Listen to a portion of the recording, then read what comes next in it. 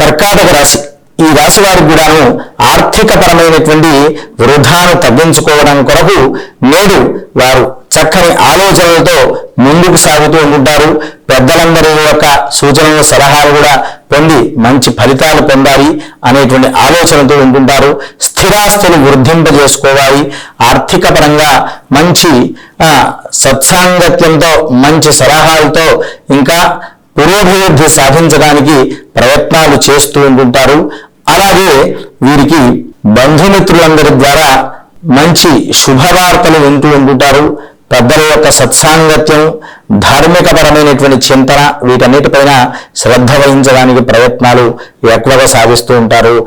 ఆర్థిక పురోభివృద్ధి చాలా సునాయాసంగా చక్కగా సాగుతూ ఉంటుంది. ఓం స్వస్తి స్వస్తి ప్రజాభ్య పరిపాలయంతాం న్యాయేన మార్గేణ మహిమహీషాః గోబ్రాహ్మణేభ్యః శుభమస్తు నిత్యం లోకాః సమస్తాః సుఖినో భవంతు.